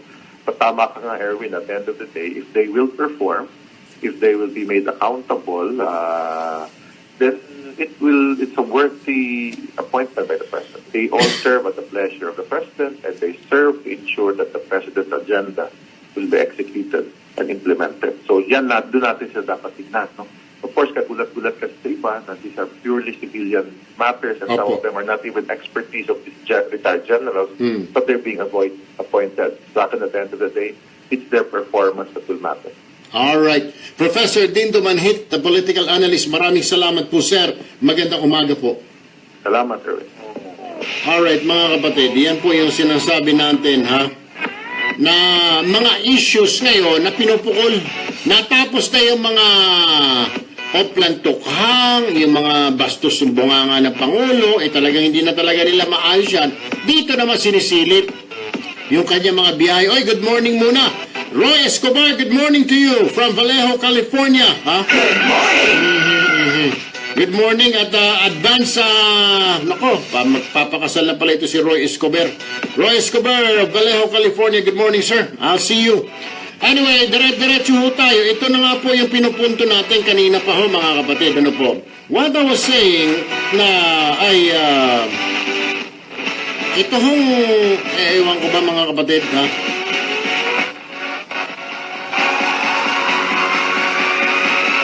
walang maisip itong mga ito, wala sigurong maisip, ngayon ang kanilang tinitira itong biyahe ng Pangulo, itong mga appointment. Siguro hindi sila nag-succeed doon sa pakana nila na itong Pangulo ito bastos ang bibig, etc. Hindi umubra. The public did not buy it. Tinira ngayon itong tungkol doon sa mga patayan, mga extrajudicial killing, and the public did not buy it again. Alam nyo, kagabi, nasa isa po akong wake, napag-usapan lang. Kahit ano siguro daw ang gawin ng mga kalaban ng Administrasyong Duterte, kung hindi naman po magre-react ang taong bayan, wala pong clamor na bumaba siya, walang mangyayari. Walang mangyayari. Kahit ano maghumot-hubad na kayo mga dilawan dyan, sunugin nyo ng mga sarili ninyo, pag hindi kinagat ng taong bayan, walang sumakay sa inyo, magiging sa inyo lang yan. Nakakalimutan nyo siguro, maraming bumoto sa presidente na ito. At marami pang supporters at hindi pa nababawasan. Kaya nga, tama lang, siguro mag-antay na lang muna kayo hanggang 2022. Anyway, nasa linya na ng ating telepono, si Professor Astro Del Castillo naman. Siya po isang investment analyst. Magandang umaga po, Sir Astro Del Castillo. Magandang umaga, Erwin. Magandang umaga po sa ating mga kababayan. Opo, live po tayo, sir, dito po sa Radyo 5 and of course, Action TV and sa Facebook. Sir, ito nga po, kunin ko lang ang reaction ninyo as a investment analyst. Worth it po ba? Kasi yung kini-question ngayon, yung pagbiyahe daw ng Pangulo, napakadami. At gumagasta ng ating bansa ng 300 million pesos, mga plane ticket, accommodation, etc. etc. Ang sagot po ng Malacanang, Prof, is 300 nga, hindi namin tinatanggi. Pero meron naman kaming binit-bit, na mga investments, mga paparating na investments na $35 billion. So, ang question ko, sir, is it worth it? Oo. Tama po, no? Yun nga po ang pinag-usapan ngayon. Pero kami sa business, no? And kami rin sa academe, tingin po natin, no? We see the overseas trip of our president as an investment, no? And confidence building rather than just a pure junket, no? We think investment transactions and were also closed, no? But not only investment transactions, but also private investments were closed as well, no? We have to take note also that yung ang ating presidente ay naging chairman po ng ASEAN, no? During the calendar term of ASEAN, no? Or yung previous term. So, tingin po natin, this is really more, the trips were really valuable, no? To the country, no? So, kami po sa business, lagi rin naman niya po kaming kasama, no? May mga representante naman po kami. Nasa datos naman po namin na talagang may mga po-close rin kaming transaction. Aside from yung mga transaction ng gobyerno. And also, yung sinabi niyo nga pong figura, siguro po yung billion na yon, yung 35 billion na yon, yung 400 million or sabihin natin 500 million pesos na gastos, no, is really negligible, no, compared to the so-called return on investment, no. Ayun, yung ROI. Tama po, kasi po kaming mga ekonomista, mga analyst, ang tinitingnan po rin naman namin talaga numero eh. Yung bakasyon ba na yan yung biyahe ba na yan ay bakasyon, may kita ba dyan? Nakita naman po natin talagang may balik naman po na hindi lang po kaperahan para sa ating gobyerno, sa ating bansa, pati po confidence building para dun sa mga iba't ibang gobyerno na pinuntahan at lalo na ho sa OFW na mga kababayan natin. Ang susunod ko pong tanong dito, Professor Astroser, kailan marirealize, kailan mararamdaman ni Juan y Maria, ako, itong investments na itong 35, in a few months, in a year's time, a couple of years, kailan po mararamdaman ito? Opo. Usually naman po talaga, it takes time, no? Considering that may bureaucracy po tayong proseso, no? Pero po, kung makita po natin yung kumpiyansa at siguro po yung recent statistics ng gobyerno sa foreign direct investment, medyo umakyat naman po ng mahigit 10%, no? Siguro po dahil sa kadahilanan doon, nakita na rin po nila yung consequence nung or yung talagang yung programa ng gobyerno kung bakit nga po punta rin ng punta doon to really reach out sa mga ibang investors, no. So andyan naman po isa po Manu Arvin, no, it's even yung mga ibang international na counterparts namin, talaga yung mga reports sila, no, talagang maganda naman yung dinudulot na biyahe ng ating presidente, no, at naniniwala sila na pati yun ay nagdulot rin ng kabutihan doon sa ibang bansa, hindi lang sa atin. Kumusta naman po, sir? I know, minomonitor nyo rin po ito, yung mga investments natin, yung mga stocks natin, exchange natin dyan. How is it? Itong overall, as an investment analyst, pinag-aaralan nyo ito, yung galaw po na ekonomiya na ito after 1 year of the presidency of Duterte, ano ho ang tingin ninyo? Well, doon sa una po sa financial markets, hindi naman po ganun kalakas pa ang merkado, pero po compared to doon sa before, no, tingin po natin it's still above normal, no? Meaning maganda pa rin ang tinakbo despite yung mga risk overseas. Kaya naman po hindi maganda masyadong performance sa merkado dahil doon sa mga risk overseas, no? Katulad po nung nanalo si Trump, naapektuhan din po tayo, no? At yung mga pagamba sa Europa at sa China at sa Middle East, medyo nakihila rin pababa, no? Pero overall po, no, especially moving forward, we're very positive, no? Lalo na po kung tuloy-tuloy na ma-implementa yung programa tungkol sa buwis, no? Yung a series of tax reform packages will be eventually be passed, no? We're confident that we'll hit the new highs, no? That's in terms of the stock market. In terms of the peso, kahit humihina ang piso ngayon, Inuman po natin masisi ang ating gobyerno. Opo. Ang pagkina po ng ating piso ay sa kadahilanan na lumalakas po ang ekonomiya ng Amerika. Ayun. As a consequence, nag-increase po sila ng interest rate, kaya po yung ibang kapital ay lumilipat na naman sa Amerika. No? Ayun. Hindi lang po ito nangyayari sa ating bansa, nangyayari rin po sa iba't ibang bansa yan. No? Kaya po, hindi lang peso ang nag-depreciate, pati po yung ibang international currency. Alright. Professor Astro del Castillo, Investment Analyst. Sir, maraming salamat ha. Magandang umaga, mabuhay po kayo, Prof. Maraming salamat din po, Manong Arvin. Mabuhay rin po kayo. Thank you po. Alright, 9:28 ng umaga. Ayun, ha? Ano pa? Ano pang paliwanag ba ang gusto? Nakausap natin yung political analyst. Hindi na nga tiga Malacanang ang tinawagan ko eh. Political analyst na yan, ha? Oh. Baka sabihin naman bias. Ito, hindi rin tiga Malacanang. Di sana tinawagan ko na si Budget Secretary. Astro de Castillo, professor din. Hindi rin tiga Malacanang yan. Sila na, sila na yung nagsalita. Sila na yung pinabayaan ko magsalita. Ha? Kasi sasabihin na naman ng mga kalaban, natural, ipupuray na, nandiyan sila sa gabinete. Hindi sila miyembro ng gabinete, for what are they saying? Tama lang yung biyahe. Kailangan ng investment. Natural, gumusta ka.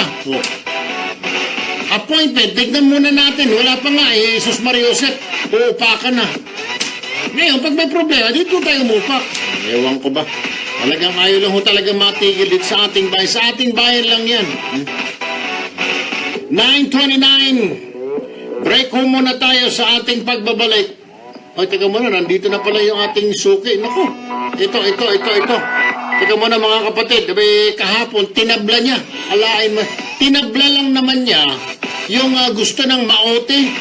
Ay, pakawalan niyo yung aming mga magulang para pakawalan namin itong pari at iba pa. Sabi po ng sekretary ng Manong Jess Doresa, no way. Ha? Kulang na sabihin ni Manong Jess, utot yung blue. Anyway, nasa linya po ng aming telepono si Secretary Jess Doresa. Secretary Jess, good morning. Hi, good morning din. Kumusta kayo? Mabuti po, si Erwin Tulfo po ito. Bakit Erwin? Bakit utot na blue? Di ba? What that was, it's an expression set na diretsahan, sinabi niyo, no way. Bisaya ka talaga. Oo, Bisaya good, sir. Pero ingon nimo, no way. Dili pwede yung swap na your parents versus doon sa pari na hawak nyo. Alam mo, pag ginawa natin yan, yung mga nahuhuli na natin ng mga bad guys, instead na they go to the court and put up their defense, mangingidnap na rin ng iba. Sabi, pakawalan niyo yung aming kaibigan dahil hindi namin pakawalan ito. We will go back to the ages, to the dark ages already. An eye for an eye, a tooth for a tooth. Hindi pwede naman yun. The MILF, sir, I interviewed them yesterday kasi may mga balita na the Maote yata leadership wants na the MILF will be in the middle ng negosasyon. Gusto nilang kausapin ng MILF and MILF para mag-emisaryo nila sa gobyerno. Meron po bang ganito, sir, na gusto nila, request nilang MILF makipagkausapin ng MILF and MILF makipag-usap sa gobyerno? Hindi naman siguro totoo yan. Kagabi, kasama kami ng whole MILF leadership, si Kagi Murad, chairman of the MILF. Kasama kami, katabi pa kami ni President Duterte over dinner for the Idil Fitr natin, end of Ramadan. So, wala namang sinabi si Kagi Murad sa amin. Kaya, baka nasa isip na lang ng iba yan. Pero, if you talk about the MILF, malaki na yung natin, goodwill and good relations with the MILF. Tumulong sila mag-save ng mga civilian. Correct. Doon sa peace corridor natin in Marawi.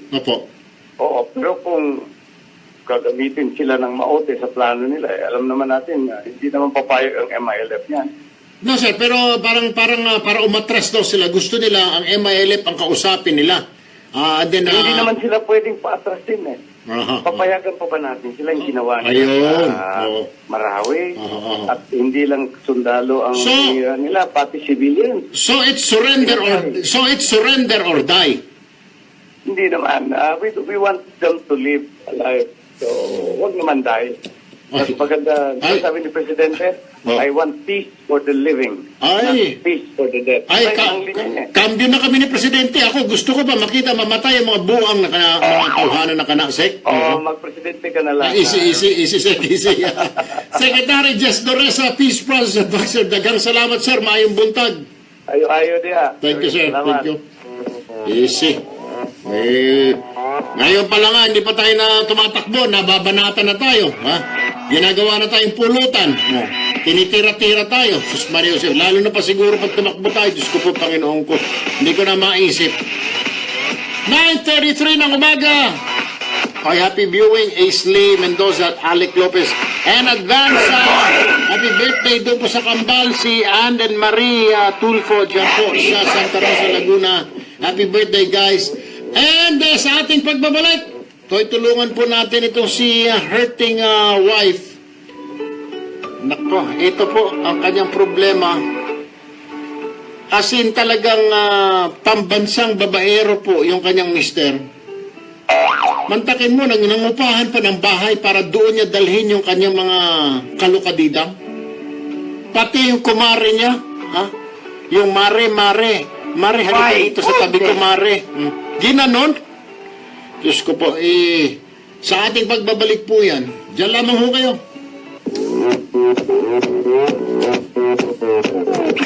Magbabalik ang paborito mong programa pagkatapos ng ilang paalala dito sa Radyo 5 92.3 News FM.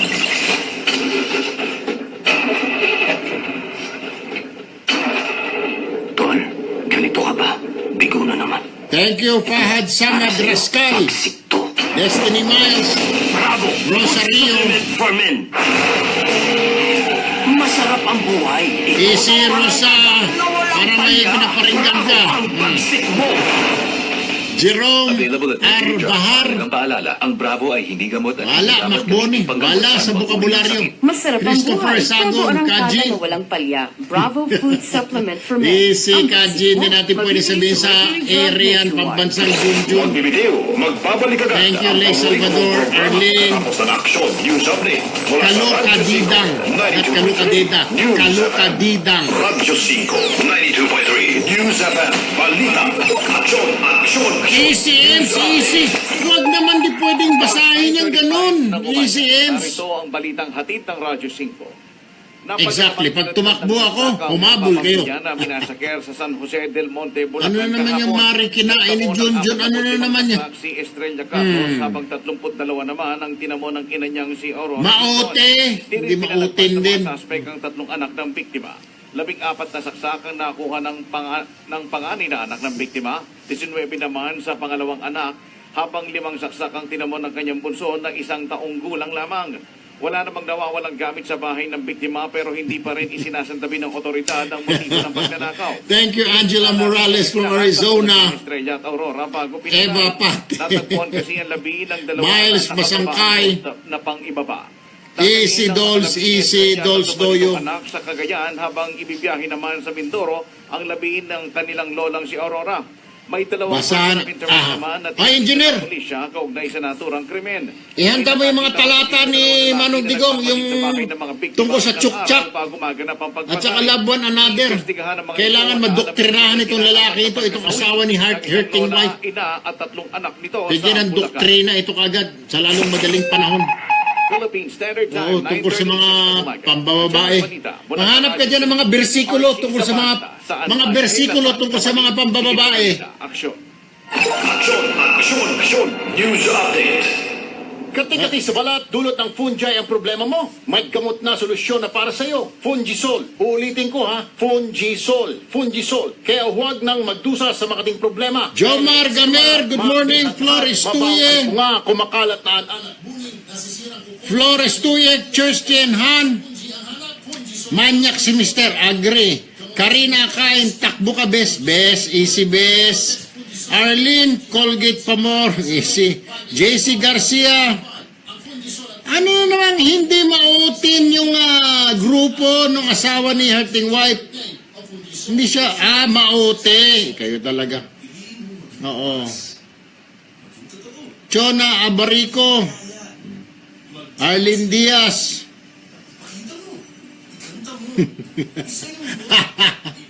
Walang tiyanak sa apartment. Easy. Mark Neil Masculino. Medyo pam.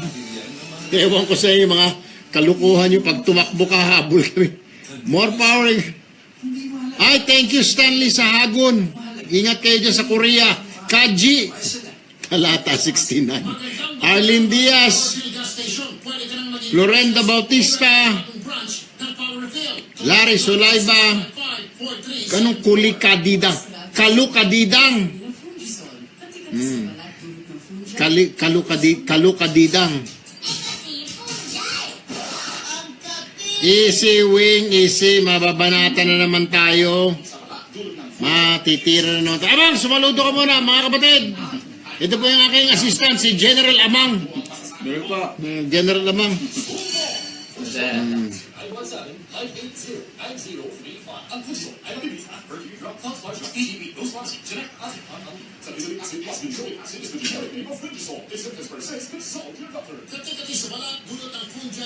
Ilang minuto pa yung engineer? Engineer?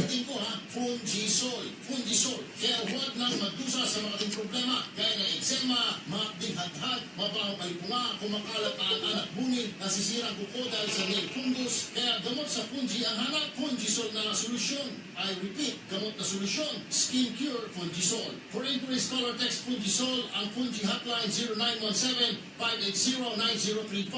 Ang Fungisol at Fungi na sabon ay mabibili sa mga butika. Benzoic acid and salicylic acid is the generic name of Fungisol. If symptoms persist, consult your doctor. Nagbabalik ang paborito mong programa dito sa Radyo 5, 92.3 News FM. Tulfo. Tondo Asintado. Oras po natin ay 9:39. Alam niyo na. Alam na this. Na ang IMSD. Itanong mo sa dalubhasa. Nasa linya po, of course, ang ating suki at eksperto sa mga ganitong mga sitwasyon. Dr. Camille Garcia, psychologist and relationship expert. Magandang umaga. Hi, magandang umaga. I'm back. Oo nga, doktora, salamat ha. Medyo gusto kong payuhan itong letter sender natin at maraming may gustong magbigay ng payo. Kagaya dito sa ating technician's booth, lahat ng mga kalalakihan dito gusto siyang payuhan, naawa siya. Pero pagbibigyan muna kita, doktora, na magbigay ng payo kasi medyo complicated itong mga sitwasyon na ito, doktora. Kaya nga, doktora, hurting wife, kasi ito yung natanggap ko lang sa message box ko, doktora, sa Facebook. May hurting wife, makinig ka. Ihanda mo yung ating mga salita ni Manong Digong Duterte. Dito sa, ito nga doktora, ito nasusulat na doktora na mali talaga yung ginagawa ng mister niya. Pambababae ang problema ng mister niya, doktora. Pero bago po yan, doktora, basahan ko lamang ng talata, maikling talata sa mga libro, sa aklat ni Duterte, nitong asawa ni hurting wife. Dahil nakasaad yan, yung mga pambababae na yan, yung mga ganyan na yan, nakasulat na yan sa talata 2:30 hanggang 35 sa unang aklat ni Duterte. Basa. Love one another, then in God's name, let us not hate each other too much. Yun ang mensahe niya para kay Mrs. Pero ito naman, doktora, doon sa kanya ikatlong aklat, pinatutuhanan niya na yan sa 3:22:9. Alam mo na yung init ng they call it chok-chok siguro sa inyo. Kita mo, doktora, nasusulat, nakasaad yan sa mga testamento. Anyway, doktora, ito na. Okay. Dear Sir Erwin, gusto ko po sanang humingi ng payo. Ang problema ko po ay itong aking asawa na sobrang babaero. Ako po ay 25 years old at ang mister ko naman ay 35. Dalawa na po ang anak namin. Lately ko lamang po nalaman na may mga anak pala siya sa iba't ibang babae. Pero ni isang babae na kanyang anakan ay hindi niya pinakasalan at pinanagutan. Ilang beses ko na po siyang nahuli na ng babae. Paulit-ulit, sir, ang panluloko niya sa akin. Nung nakarang araw lang, Sir, Friday, nalaman kong may inuupahan siyang bahay. May sarili naman po kaming bahay. Nalaman ko na dito niya pala dinadala ang mga kalukadidang niya. Gusto ko po sanang magreklamo sa barangay pero di ko magawa dahil natatakot ako na baka hindi na niya sustentuhan ang mga anak namin. Okay? Sobrang sakit na, sir, ang mga ginagawa ng asawa ko sa akin. Umabot pa nga sa punto, sir, na pati yung pinsan namin na pinatuloy sa bahay dahil tinulungan namin makaalis sa puder ng asawa niya dahil sinasaktan siya, ay nagawa niya ring ahasin. Naging close sila, sir. Marge at Pards pa ang tawagan nila dahil magkumparit-kumare sila. Tapos isang araw, nalaman ko na lang na may relasyon na sila. Nakita ko ang isang larawan nila sa loob ng isang kwarto sa hotel. Sobrang nasaktan ako, sir. Kinausap ko ang asawa ko pero lagi lang nitong nangangako na magbabago, huwag lang namin siyang iwan ng mga anak niya. Pero nito lang isang araw, nahuli ko na namang may bagong babae na naman siya, sir. Please help me, sir. Hirap at pagod na ako sa kanyang pambababae. Ano po ba ang dapat kong gawin? Lubos na gumagalang, hurting wife. Doc, take it away. Okay, una, hurting wife, ikaw sa palagay ko ay napaka-faithful at gusto maasikaso sa asawa. Or ang word dyan is martyr. Yes. Siguro, Sir Erwin, nagkakamali rin siya ng mga hinahandang pagkain kaya masyadong increase din ang libido. Ano naman, teka muna, bakit naman pagkain? Ano naman kinalaman ng pagkain? Ayan na naman tayo eh. Last time na pinag-usapan natin yung mga pansit sa sogo na masarap, higupin, sipsipin, yung ulo ng isda doon sinigang, na-trouble tayo, doktor. Ano naman yung pagkain? Pakiwaliwanag mo na maayos, doktora, at baka may memo na naman ako mamaya. Ano yung pagkain na yan? Una kasi, Sir Erwin, alam mo, ang mga pagkain, nakakapag-increase or nakakapagbababa ng tinatawag nating libido o yung sex drive. So ngayon, kung halimbawa ang naisisilbi mong pagkain sa iyong asawa ay nakaka-increase, tapos lalabas siya pagkatapos nang hindi naman sa bahay niya kakainin, pero pagkatapos lalabas siya, talagang mag-iinit ang katawan ng iyong asawa. So, wag pakainin ng mga, ano ba yung mga pagkain na nakaka-increase ng mga libido, ha? Okay, alam mo, may mga nakakaanong mga pagkain na sasabihin natin yung mga tipong mga... Sandali lang, Doc, sandali lang. Doktor, sandali lang. Engineer, pahiram nga ng ballpen, papel dyan. Isusulat ko lang. Ano mga pagkain yan, doktora? Okay, maniwala ka, Tinte, sa mga gulay, ang broccoli ang pinakamataas. Broccoli, ha? Yes. So, maganda kumain ng broccoli sa gabi? Para ikaw na yung kaharap. Amang? Yung partner na talagang mag-i-increase ang... Meron kasing sinisikrit itong broccoli na pag niluto mo siya, lalabas yung itong chemical na ito na nakakapagpataas ng libido. Amang! Hoy, mamaya mag-order tayo mamaya yung imbis na yung chicharong bulaklak, broccoli, orderin mo, ha? Mamaya. Yung oyster sauce o kaya beef with yun, yung may oyster sauce. Oyster sauce. Sa prutas, yung mga black raspberry. Yan. Black raspberry. Doktora, yung siniserve dun sa pinupuntahan kong prayer meeting, yung umiilaw-ilaw, puro na lang pineapple, mangga, at saka saging. Yung fruit platter, ang tawag nila. Wala silang ganun eh. Naku, kung sa fruit platter, alam mo, para talagang pinakamatindi dyan, sa maniwala kayo hindi, huwag mong pakainin yung mister mo ng pakwan sa labas. Anong pakwan sa labas? Yung ibig sabihin yung watermelon. Pag kumakain yan ng watermelon, sobrang lakas ng produce ng yung pwede magpataas ng libido. Ayun. Ay, Amang. Sabihin doon sa waiter natin mamaya, ha? Napakwan doon sa during prayer meeting natin, yung ilaw-ilaw mamaya dyan sa Quezon Avenue. Pakwan ang fruit platter, ha? Broccoli ang pulutan and pakwan. Okay, doktor, ano pa?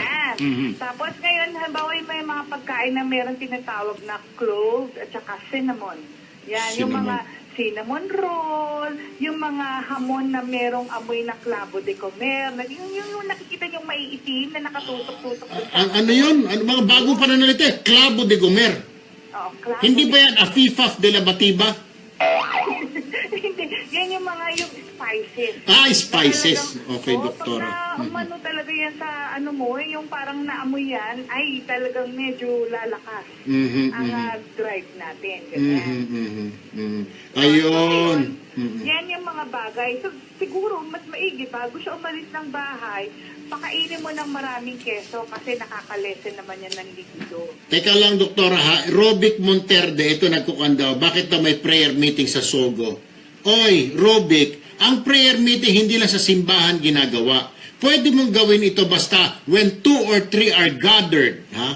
Pag 2-3 kayo, mas maganda kung 2 kayo, pwede, kahit saan, di ba, doktora? Hindi naman ang prayer meeting kailangan simba. Pwede kang sa kwarto, mag-prayer meeting kayo. Sa sala, sa kusina, sa banyo, pwede pa. Kung talagang wala ng lugar, espasyo. Pwede rin sa public place para marinig kayo. Pero mas maganda ko sa private ang prayer meeting. Tinatanong kasi ako daw, bakit daw may prayer meeting sa Sogo? Ay, naka-prayer meeting na ako 3 beses dyan. At maganda mag-prayer meeting dyan dahil tahimik na, malamig pa. At after the prayer meeting, may kainan. Masarap yung kanilang pansit dyan na pwede mong, lalo na yung sinigang, sip-sipin mo, napakasarap, doktora. At saka yung mga inahain ng mga press talaba dyan after ng prayer meeting, ay napakasarap, doktora. Ay, kaya nga lalong sumasarap ang prayer meeting dahil dyan sa talaba at salmon. So, di ba? Ay, pero anyway, alam niyo ba? Okay, doktora, teka muna. Nalayo na tayo, puro tayo pagkain. Hindi, itong programa na ito, doktora, hindi ito tungkol sa Chef Erwin, sa pagkain. Ang problema, nakalimutan na natin, doktora, si hurting wife, ano bang gagawin niya raw? Kaya nga sinasabi ko nga sa iyo, yung sinisilbing pagkain ay nakakatulong para makapagpababa o makapagpataas ng tinatawag nating libido. Kasi siyempre, kung alam mo unang-una no hurting wife, isa sa paraan kung bakit ikaw ay napangasawa mo yung iyong partner sa kadahilanan na alam mo na yung ginagawa niyang pambababae, na-lure ka din, naging biktima ka. Kasi nakita mo yung napaka-charming ng asawa mo, ang galing magsalita, ang galing manglambing, magbola-bola. So, ikaw, na-hook ka rin dyan. So, sana napansin mo na ito yung mga senyales na noon pa man na meron siya talagang kakayahan na maging babaero. Kasi ngayon, hindi naman natin pwede sabihin na, puro palagi mo lang nahuhuli. Pero hindi mo naman siya kinukonfront kung bakit niya ginagawa yun. Baka naman masyado siyang, nagsasawa sa adobo. Naku, hindi pa pwedeng puro adobo ang ulam yung araw-araw. So, anong gagawin, doktora? Kailangan gumawa ng ibang putahe.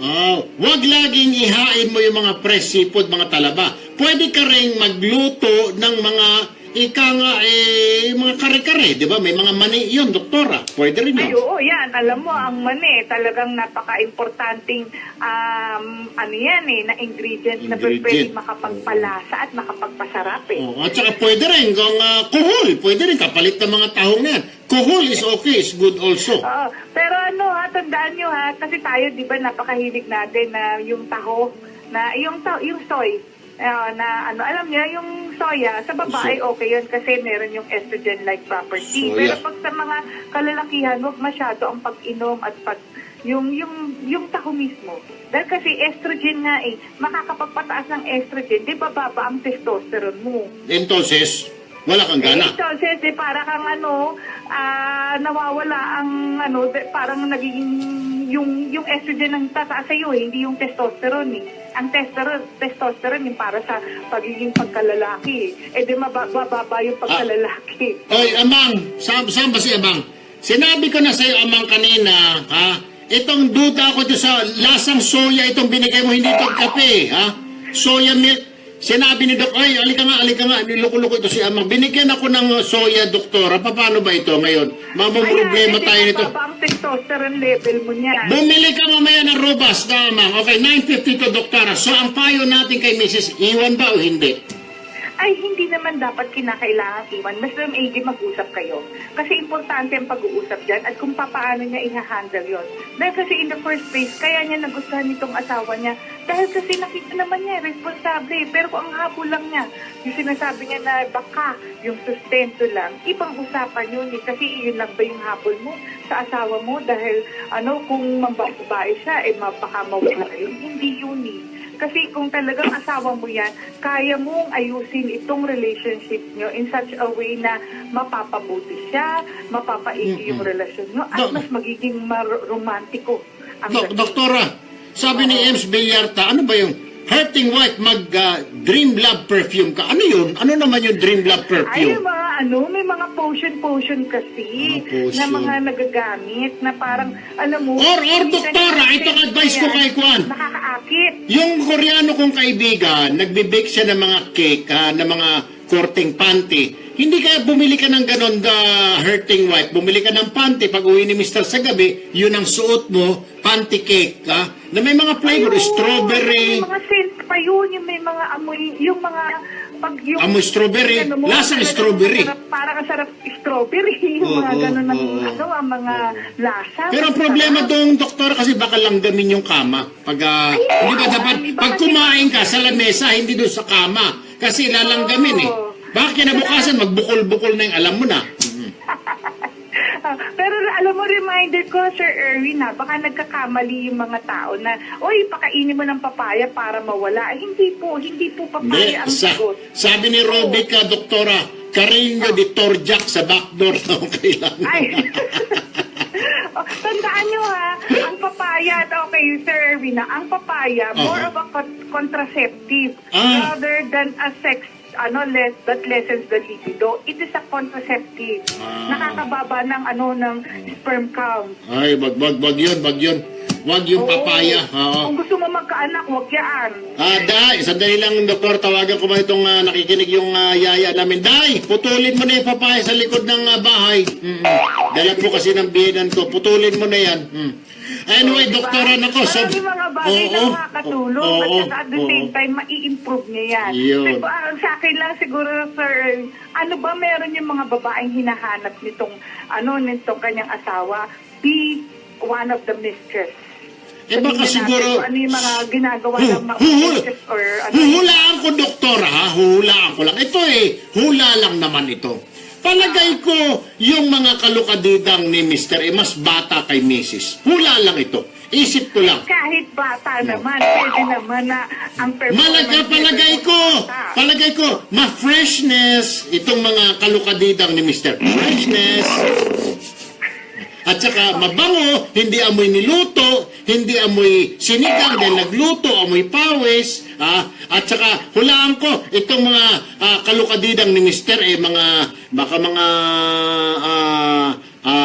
babango, mga nakaporma lagi, sexy, si Esme hindi na. So hula-hula ko lang yan, doktora. Ay, oo. At saka alam mo, ganito yan. Pag babae ka, huwag kang masyadong kumain na maanghang. Dahil kasi kung ano yung anghang, masyado baka yung alam mo, nakaka-apekto yan ng ng secretions ng glands natin lalo na sa mga kababaihan. Kaya huwag kang kakain masyado ng asparagus at saka ng something spicy pag nandyan si Mister. Bakit?